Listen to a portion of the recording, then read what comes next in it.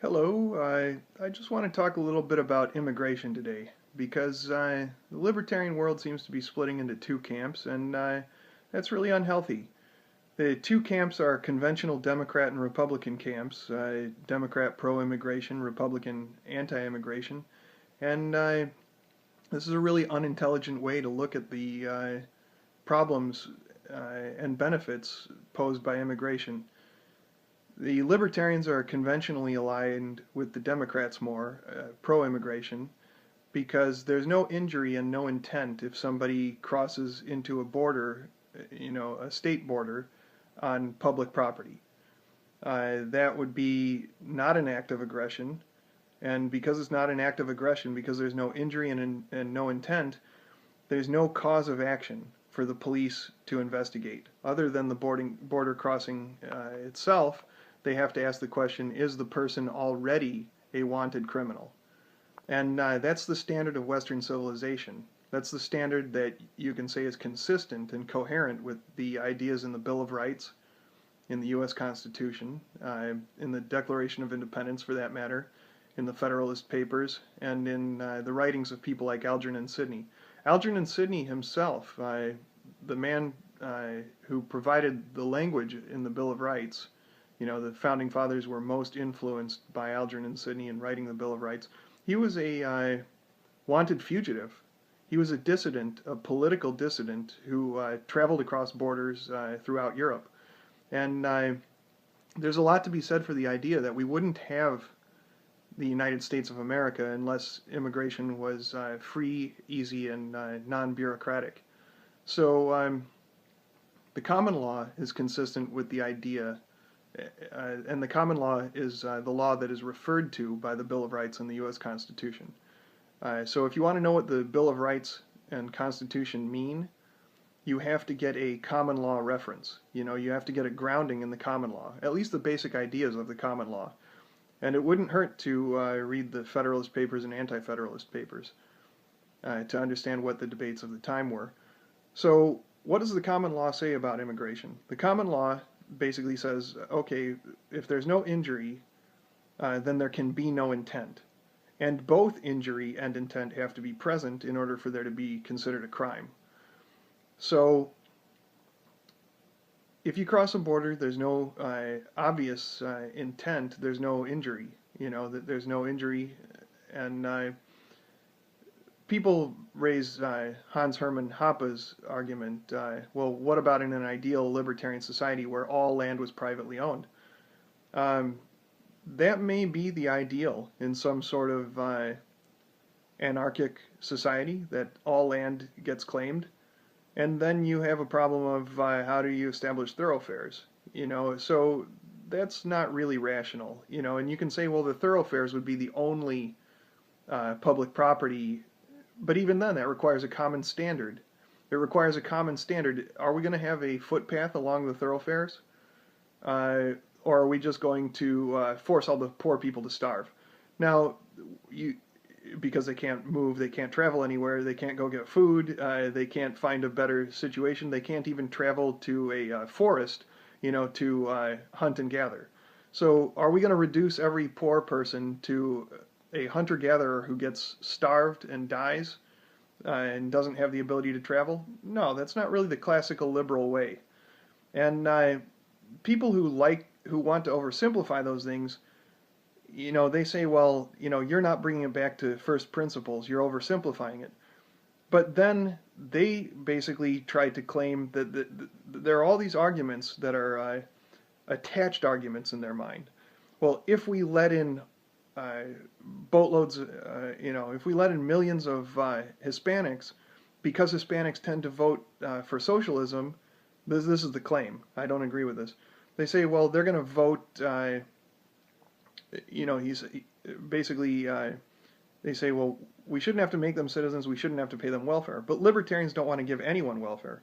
And they don't think that necessarily citizenship is something that is should be automatic. That's up for debate.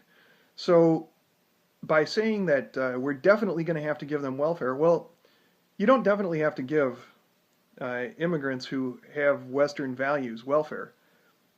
if they're open to the ideas in Western values, which Hispanics overwhelmingly are. That's the thing, is that as a Libertarian Party petitioner, they are currently not generally pro-Western. Many of them are socialists, but they're open to the idea of Western values. And if you say that they're not, it's really not correct. They're the same amount socialist that everybody who was born here is, and miseducated by our crappy government schools. The government schools are the core issue here, not immigration. Because you can handle any amount of immigrants, any number of immigrants can just blend right in to society with no real problem if the society is libertarian. If the society isn't libertarian, if it already has a welfare state, then there are the pragmatist so-called libertarians who are really not very pragmatic or practical. They say, well, because we have a welfare state, because we already lost on that issue, we can't allow in any more immigrants because it'll break the welfare system. To which I say, great, break the welfare system. Let it break if it can't, if it's unsustainable. Shouldn't you be cheering that? And then you say, well, no, I shouldn't be cheering that because there are all these people who will be harmed if the government collapses, all these people who have government jobs and government pensions. Those government jobs and government pensions were also unsustainable. So it really comes down to a discussion of thresholds. The entire immigration question comes down to a series of thresholds that are difficult for people to analyze, and then you add really bigotry that underlies the situation. You kind of add in, well, we could sustain our welfare state, and we could have a welfare state that hobbled along even though it was crippled and even though it's not what America's supposed to be. We could do that as long as we didn't have millions of new arrivals. But I say that's not an improvement. That's not better. And ultimately, you can't have that because you become the Soviet Union. You become more and more socialist as time goes on, and there are greater and greater means of theft for an increasingly shrinking productive population. And the productive population shrinks and shrinks because innovation is punished in a socialist or welfare system because there aren't enough producers, and those producers are paying taxes at the barrel of a gun. They're being forced to pay taxes.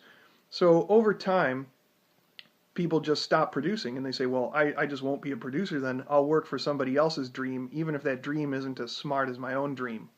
I'll keep my dream to myself because why do all the extra work? Why work the 80-hour weeks if my labor, if all that extra work doesn't correspond to extra pay?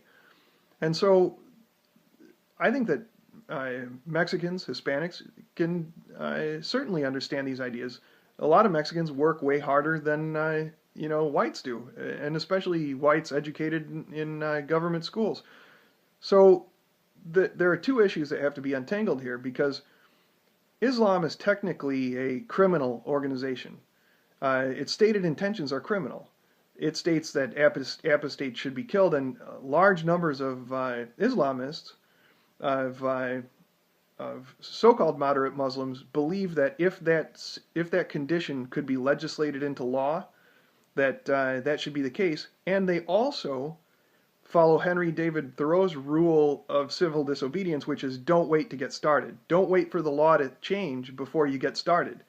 In Henry David Thoreau's situation, that was a benevolent command. Don't wait to get started disobeying unjust laws. Go ahead, smoke pot in public because assuming there's adequate ventilation, or break the drug laws, et cetera, participate in the black market as long as you don't hurt anybody else. But Islam says don't wait to get started hurting people. Don't wait to get started blowing people up. Don't wait to get started ramming your car into people. Don't wait to get started stabbing people like Theo Van Gogh.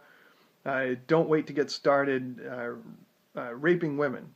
And that entire situation is toxic. And so you can think of Islam as analogous under the law to the Ku Klux Klan.